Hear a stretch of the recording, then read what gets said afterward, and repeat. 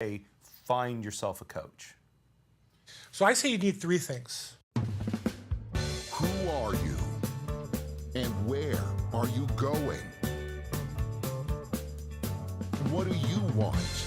Together we'll find the ideal path on the Way to Wow Show with your host, Kevin Bennell. Lest I've given the impression over the last, season plus that I've already found my way to wow. I assure you, I have not. I'm still working on it, hopefully along with you. And sometimes I need some help finding my way back to that path. Our guest today is a long-standing friend of mine and one of the people who helps me get back on my way to wow. So we're going to talk about how to do that, and I think you're going to appreciate what Bill Gross has to say. But before that, and Bill has been looking forward to this for a long, long time, we're going to have Blaine Adams mix up a cocktail. Hello, and thank you. So, people think a lot of times you're making cocktails that you have to get crazy and use a million ingredients. But today, I'm gonna go back to basics and show you how to make a very simple 4-ingredient cocktail that's full of flavor and life, but just really, really easy to make. So it's going to be a mixed drink that you're going to stir instead of shake. So I'm gonna start off by filling my mixing glass here with some ice. If you don't have one of these fancy mixing glasses, if you've got a beer pint at home, that can work just as well. So we're gonna start off here with my favorite, Whistle Pig Rye Whiskey. You're gonna do 2 ounces of this guy. And I like using rye for old fashions because rye as a grain is just a little bit heartier, a little bit more strong in terms of flavor. So you're gonna get all that good stuff that you really want and be able to dilute it and have other flavors dance in and out. So if you're making a cake, this is the cake base, and now it's time to add the icing. So normally when we make an old fashioned, you're gonna put some sort of sugar in there or a honey or a maple. Instead, we're gonna be using apricot liqueur, which is a sweet liqueur, and that's gonna sub in as your sweetener. So you wanna do about 1/4 ounce of that to about 2 ounces of your rye whiskey. Drop that in. And if you like your drinks a little sweeter, you can always feel free to add a little more apricot. I go for a little more balance, but choose your own destiny. Next, you're gonna use Angostura bitters, the classic bitters. You're gonna do 2 dashes. And then just for good measure, to add a little more of that citrus element, you're gonna do 1 dash of the Angostura orange bitters. And drop that in there like that. And once we have all that in our mixing glass, take your bar spoon and give it a stir. And this is when I'll regale you with beautiful stories of the times I used to ride the rails and live the dream. You want to make sure as you dilute, you really want those flavors to marry together and really give you a beautiful, beautiful cocktail. And now, once those are all together, you'll take your glass. Now, I am serving these up, but you could serve them on the rocks if you're feeling frisky. It's really up to you. And then, give it a nice pour. If you're making multiple drinks, make sure you split them as you pour, so that way the people drinking it will get equal kind of cocktails. If you go just dump, the cocktails might be a little bit different in terms of dilution. And we all want consistency in life and our cocktails. All right, 1 little dab there. And now those are in glasses. Take a Y peeler, be careful, one of the most dangerous things in the kitchen. You wanna make sure you get a nice, beautiful orange peel. I'm making 2 here. Pull that up. And when those are done, you're going to express them over. And when you express an orange peel, it looks very simple and elegant, and it doesn't look like you're doing much other than casting a spell over your drinks. And you might be doing that, but you actually are adding a lot of flavor. And the final touch is you just want to wipe the edge of your glass and the stem, so that way when the person's drinking their drink, they're gonna get some of that beautiful orange oil on their fingers, and it'll add a nice accent to the drink. Give it a little twist off. Drop in, and there's your apricot old fashioned, friends. And I'll pass them over. Thank you, sir. Whoa. We did it. We did it. What We a didn't handoff. spill. I want to hear about riding the rails. We'll have to do that another time. Another time. Oh, thank you, sir. Cheers.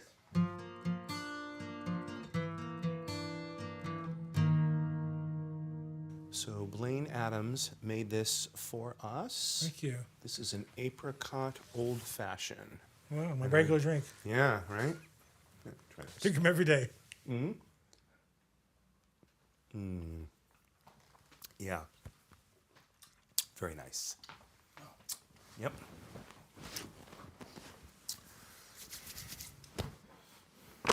I'm going to read a short bio that I wrote about you.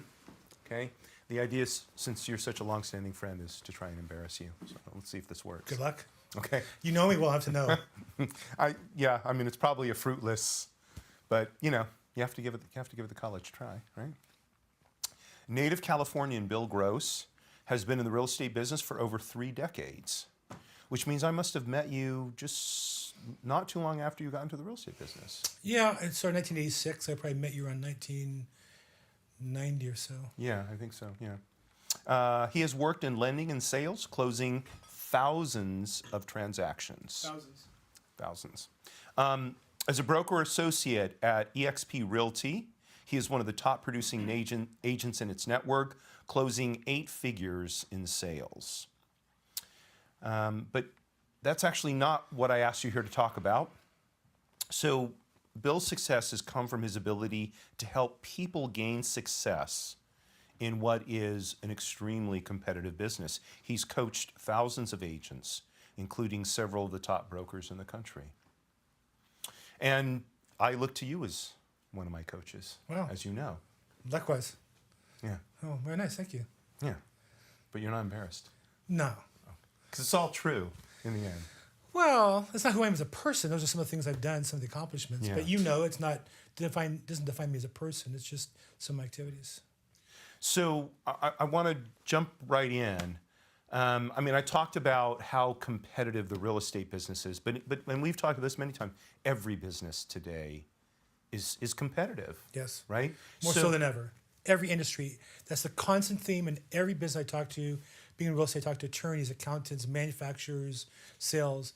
Every industry's constant refrain is the business is more competitive than it used to be. Right. I mean, and I remember this is going back when I was still in the real estate business. I was sharing offices with one of my clients. It was the client was just a few older than me, but his father was also part of the business at the time, and he was semi-retired at that point. And I remember going out to lunch with him, and this is back in the 1990s, and he was saying, he says, I'm so glad to be basically done with business, because even back then, it was just so much more competitive than it was, when he started out back in the 60s. So how do we gain an edge in this relentlessly competitive business environment that we all live in? And I think what you're describing is, on one hand, business is easier than ever with technology and internationalization and lowered costs that brings, if you're able to leverage it.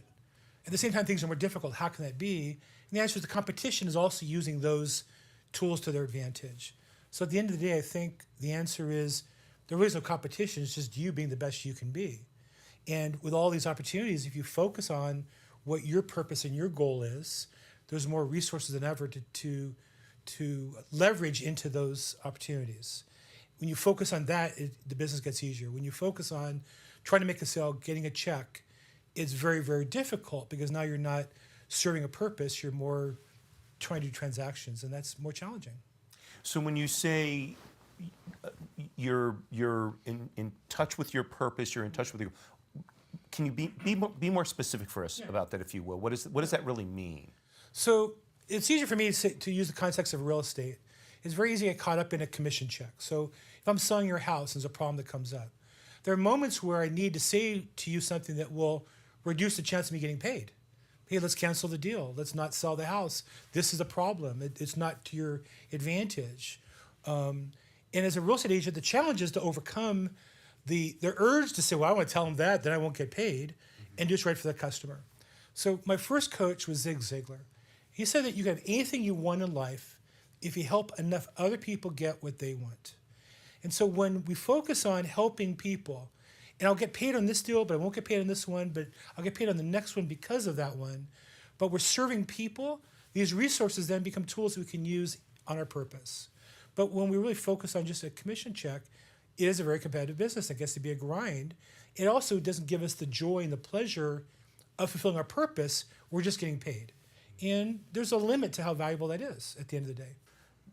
So when you talk about our purpose, do we all then have essentially the same purpose, i.e. to serve other people within whatever business we're in? Well, I think it's a deep spiritual question that we all have to ask ourselves. I obviously answer that, as you know me, as a religious Jew.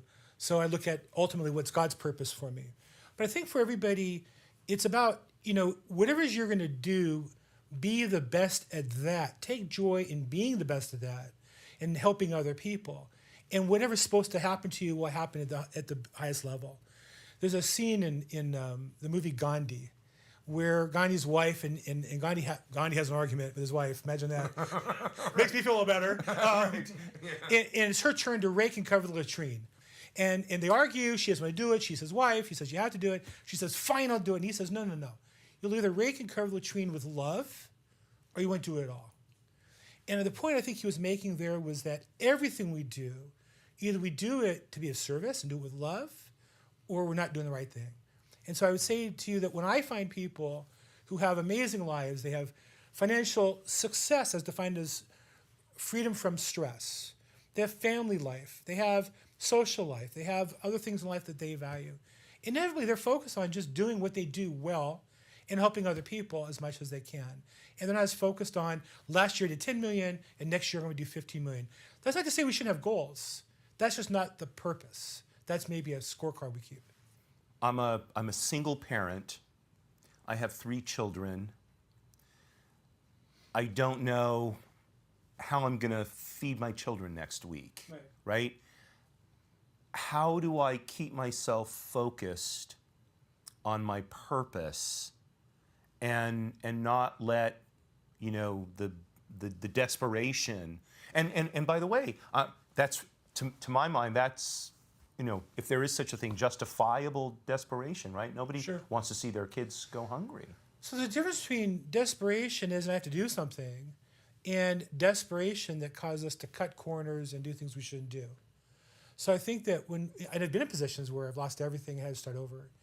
And that's not a reason you should do business with me, right? That I'm desperate. In fact, you might be concerned. Am I going to steal your money? Times that I'm in real estate, people write checks. In the old days, would give us checks to deposit, right? Are they worried about me stealing them? If they knew I was desperate, maybe they wouldn't be as comfortable. But that also gets in the way of serving you as a customer. If I'm desperate for money, my focus should be who can I help and get paid, not how do I get paid. And that requires discipline. That requires faith. That requires, fortitude. Those are challenges. I faced them in my life.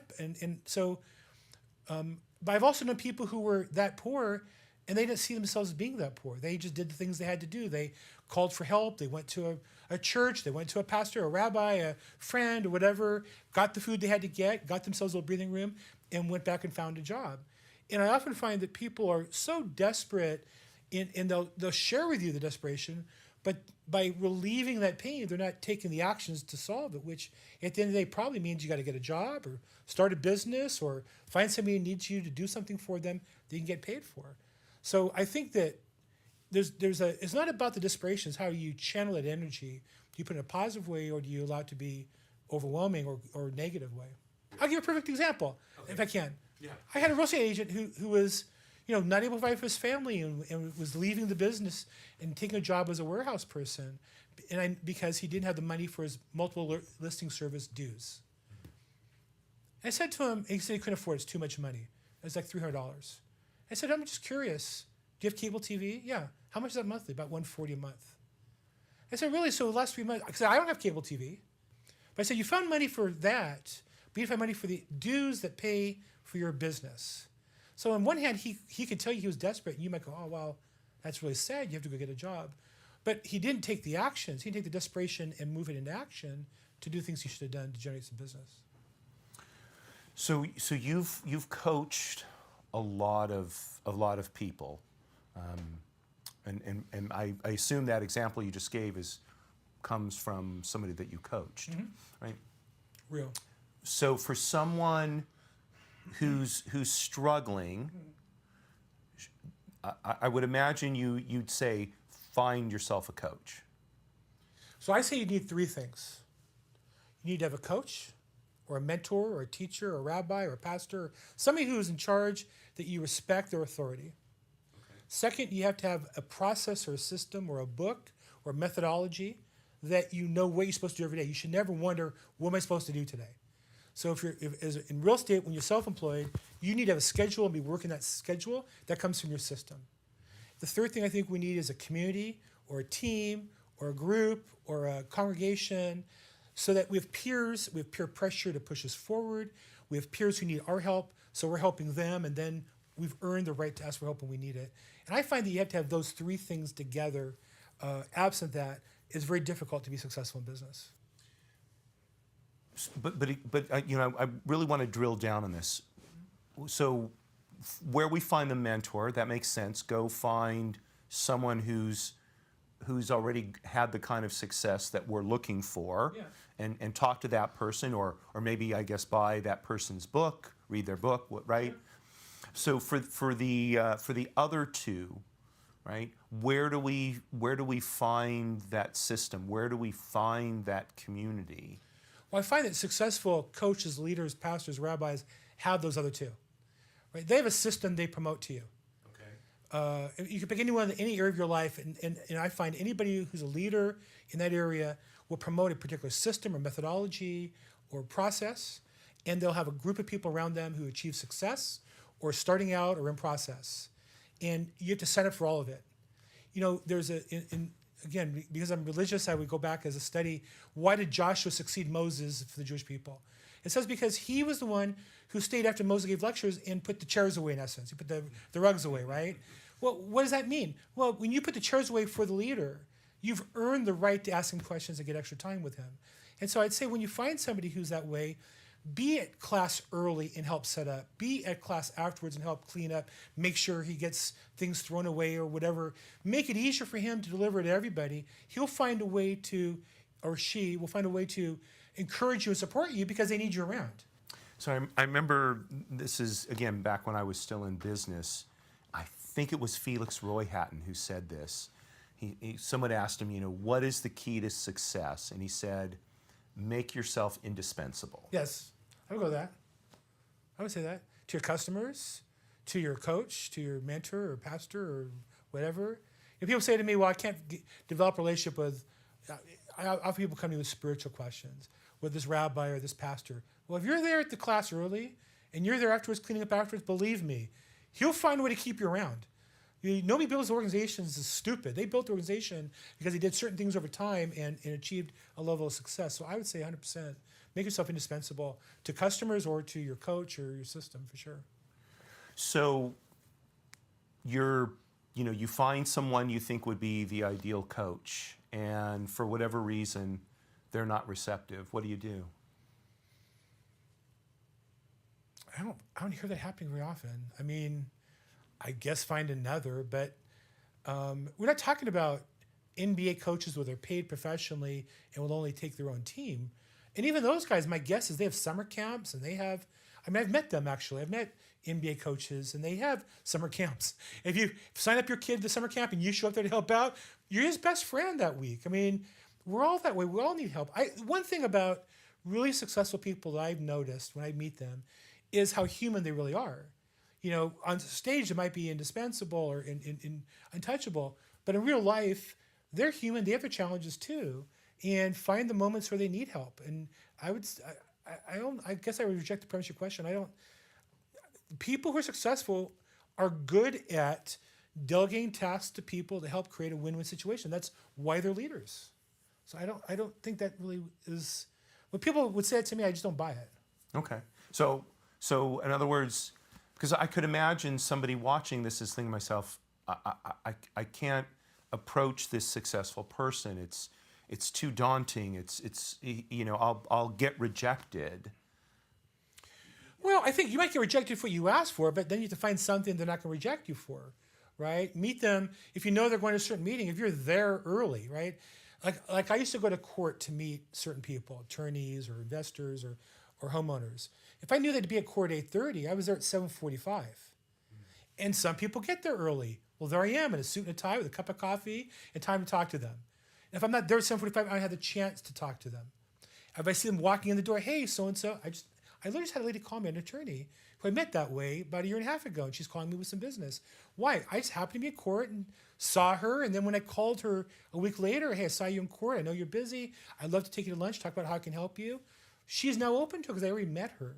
So I think that, yeah, you might get rejected the first time, but if it's a valuable relationship, it's worth a second. And also change your tactic or strategy, because everybody needs something. Just find out what they need. All right, so now you've got the coach. You're developing that relationship with them. They have the system, and you're learning that system. You're building that community. How long does it take? Well, it takes as long as it takes. I think life's a process, it's not a destination. And so I would say that, I think your question really is, how do I know that I'm making progress, right? Because if I said it takes 2 years to go from zero to making a living in real estate, and along the way you'll close some deals, but you're not making a living, well, but what's the benchmark at 90 days and 6 months and 9 months and a year? That's a different question. So I would say, what are the benchmarks? And that's a good question for your coach. And then I always go back to, well, then are you doing the things you're supposed to do to get there? To use real estate as an example, because that's what I'm in most commonly, oftentimes I break down to real estate agents and say, at the end of the day, it's about how many people you talk to and how many people you meet. If those two numbers aren't sufficient, it's like a baseball player. You're not going to get enough chances at bat to hit a home run, and you're never going to get good enough to hit a ball if you ever get your bat on the ball. So people often say, well, it's 90 days and I haven't got a deal yet. Okay, but did you do the calls you're supposed to do? Did you meet with the people you're supposed to meet? And usually the answer is no if they're struggling. The people who do the activities, they don't ask that question because they have that faith every day. That's what drives them to do the activities. And so that's where I think the coach and the community come into play. If you're doing this, whatever the activity is, and you see a guy who's 3 months ahead of you and a year ahead of you, and they're achieving what you want, you don't stop and ask, am I on the right path or not? You just keep following them. Very good. Well, I got the high sign. We have to wrap up. Okay. So find a coach or mentor, a process, and a community. And then if you just follow those three things, that should get you on your way to wow. If you do what your coach says, I think that's always the question. Are you doing what he says? What would so-and-so tell you to do? Oh, yeah, you tell me to do this, then do that. So that should get you on your way to wow for sure. Bill, thanks so much. My pleasure, always. That's our show for this week. Thinking back to what Bill Gross said, if we want to be successful, if we want to find our way to wow, we need three things. We need a coach or mentor, we need a process, and we need a community. But of the three, we need the coach or mentor because they'll help us find the other two. And as I think back about my own life, that's absolutely been the case for me. And I think it's been the case for every successful person there's ever been. We don't do it on our own. We need other people to help us show us the way. So go out and find that coach or mentor. Okay? If you're not sure who that person is, why don't you drop us a line? Tell us what you want to find success in. We'll see if we can't find you somebody to get in touch with. Courage at all times, my friends. And Marie, darling, you're still my belle.